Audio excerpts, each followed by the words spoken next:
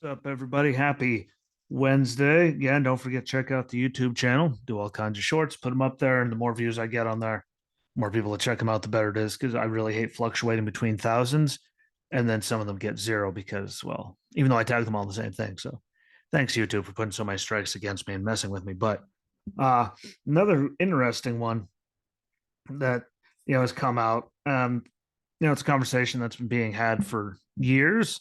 At least there's been a conversation about IDs and stuff for years, and it's amazing how they're still trying to call voter ID racist and say it disenfranchises people because they can't, you know, get voter ID. Apparently, it disenfranchises all of the minorities and all that idiot shit. And I still even heard some rumblings of it, even with the record turnout in Georgia, for example. Both early voting, mail-in voting, and on-day voting, like they set records with all of that. So apparently, it's not really hurting anyone. It actually just shows how ignorant and stupid people really are, how much they'll buy into just about anything to say that having an ID to vote, you know, is racist. When you think about it, like, you don't need an ID to buy or rent a car, buy alcohol, buy tobacco, buy firearms, all the ATF's favorite things, buy, certain movies, get into certain movies, go to the doctor, get food stamp, disability, unemployment, library, buy a car. Throw that one out there. That's a big one that people do all the time. Yada yada yada, etc., etc., etc. And it's okay to have, people can get an ID to do all of those things, but apparently to get one for, voting, having a voting one would be completely racist and disenfranchise the minorities, which I still don't get how more people in those categories aren't pissed off and voting against them just for hearing that and keep buying into it, because that's just some of the biggest bullshit I've ever heard in my entire life. But coming May 23rd of 2023, just a few short months, you'll need a new ID to be able to fly called a real ID. There's all kinds of exceptions to the rule, and it's completely stupid, but yet another form of ID that is good, just to add another one to everything. A list to be able to fly, here across your own country. That's completely normal to add another one to it.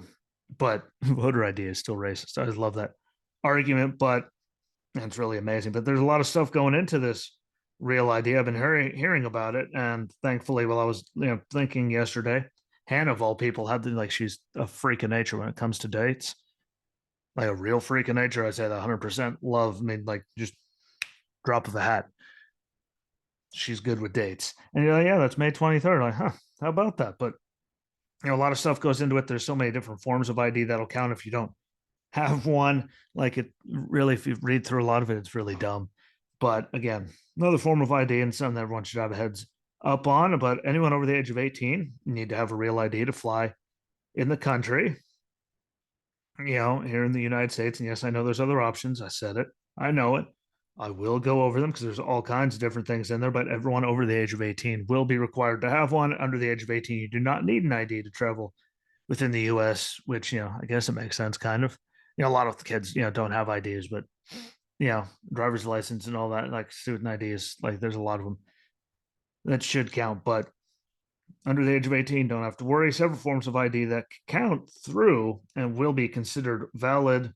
Some of them are dumb. And by the way, before I go through this list and everyone starts losing their goddamn minds, this is directly from TSA.gov. So it's coming right from them, from the TSA. Here's their list. There's some doozies in there, and then there's some that just scratch my dome, but make me scratch my dome. I don't know, hurt my head.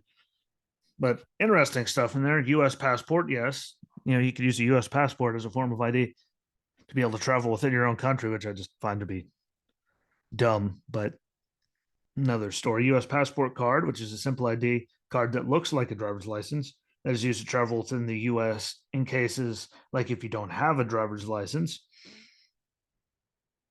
Which, again, makes sense. The US passport thing hurts, man. It's supposed to be for international, but US passport cards count. DHS Trusted Travelers Card, Global Entry, Nexus, Century, and Fast for examples. United States DoD ID card, Department of Defense, ID card for military, including their dependents, so their families, because they all need an ID card, wives, husband, children, whatever, can also use that as a proper form of ID. to be able to fly across the country, which completely makes sense to me. Yeah, I get it.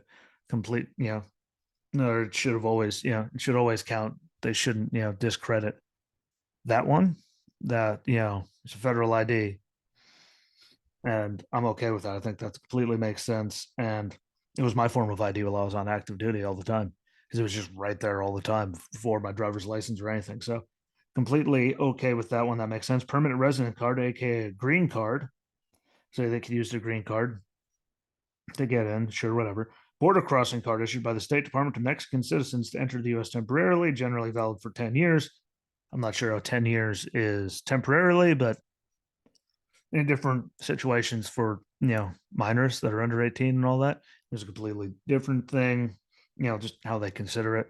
But border crossing card, their state issued enhanced license, which provides proof of identity and U.S. citizenship, which I don't know why we need to have enhanced license. I mean, it's again just extra stuff with IDs that you have to do. An acceptable photo ID issued by a federally recognized tribal nation or Indian tribe, which again, I completely like. No one should be able to argue that. If you argue that, you're really just being an asshole. Not sorry, Reese's. That makes sense. HSPD 12 PIV card, DHS issued for federal employees and contractors. That makes sense. I fully understand that. Foreign government issued passport, obviously, because they already need them to get in. Canadian provincial or provincial, however you want to go there, because I've heard it pronounced both ways. I'm not trying to piss anyone off. License or Indian and Northern Affairs Canada card. Transportation worker identification credential, which makes sense. Transportation worker. They're all over the place. U.S. Citizen Immigration Services Employment Authorization Card, an I-766 U.S. Merchant Marine credential, and a Veterans ID card, so a VA ID, which, by the way, I'm probably guessing mine doesn't work because it's a really old one. It's just a picture, like so. But again, federal ID. It's still technically a federal ID, so it should count. And again, DoD people, contractors that are going overseas and flying all their again military members, dependents, VA because it's federal. Like I get a lot of it, but U.S. passport to fly around, or having to get an enhanced ID or a whole nother ID in order to do it, you know, is dumb. And and you'll hear I just went through all of that. We're about to get to really, really dumb, just to try to, bear with me because we went through all of that just to get to expired forgotten IDs, which is just where it gets completely stupid and the wheels fall completely off the fucking bus. If you have expired IDs, expired driver's license or state ID, and it expired on or after March 1st, 2020, which it better have, and you are unable to renew it, which I'd love to know how you weren't, what qualifies as unable to renew it. Because if you did that like with criminal stuff, you can still get your ID then, but to prove who you are. So that's weird, but it may still be acceptable form of ID and accepted 1 year after expiration. I don't know what 2020's, even in there, but you couldn't get a new one. Yeah, you could. ID, sure. They cut your driver's license off for certain things, but ID, you could always get that. And, 1 year after expiration. So you can have all of this stuff, but if you have an expired ID, you could, and it's one of those you could still use it even though you can't, again, a lot of things, buy certain things, get utilities, stuff like that if your ID is expired, but buy alcohol. But hey, you can still get it on an airplane if it's in the right credential. Forgotten ID, like if you forget it, make complete ID verification process. This is one that I'm okay with, as you have to do it anytime you try to do anything over the phone with anybody, or if you're just live chatting with someone for something, you still have to tell them all this information. But information such as your name, current address, and anything else that sure birthdays in there to verify who you are.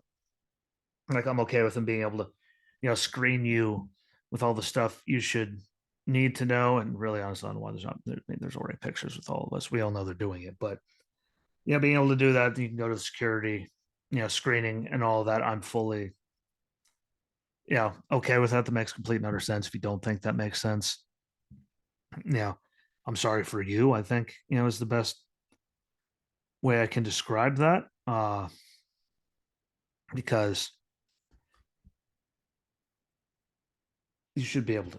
I'm just going to go back to the original thought. You should be able to go and do all of that and just screen and get yourself in. So making extra complicated, making a whole other thing like that should count. If that counts as, verification, just those questions, that counts as verification for when you're trying to talk to customer service for Verizon, your water company, the VA to verify doctor's offices, anyone, mortgage company, all that stuff. It should be able to do that. And you're going to have to go through security to get the pat down, go through the machine anyway, and see all your stuff. So, I'm okay with all of that.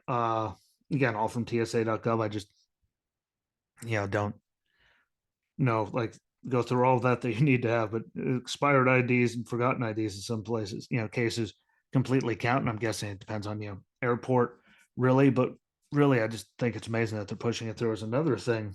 You have to have an ID to be able to do, like to include getting in the DNC, but somehow having one to vote. We've find everyone, you're honest and you hear this. If you're on the left, you have heard them all talk about how it disenfranchises minorities and seen people throw the race card at it. When it's just an ID. You need an ID to do everything. Again, anyone on the left that has an honest bone in the body will admit they've made that argument repeatedly. Maybe not them personally. I don't mean you personally. I'm saying that side, everyone's made the point that it's racist, and I don't know how it disenfranchises people. Like they say they want secure elections, but you know, ID to prove who everyone is racist, but you need to have yet another ID starting, which I'm sure it's going to get tighter if you want to get on an airplane, which kind of proves my point. It's about fucking stupid, but yeah, I'll never understand it. You know, I'll never get it how they say it's racist because you need to have an ID to do pretty much anything. And now include this new ID to do things or forms of ID to do it, and it's not considered racist. It just proves all of us. And it is weird that they say you have to have that, but then anything up to forgotten ID or expired IDs can still technically be counted.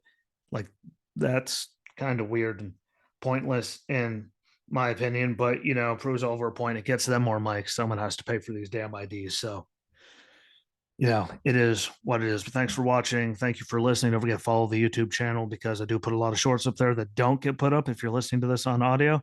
And until we meet again, my friends, subscribe and peace.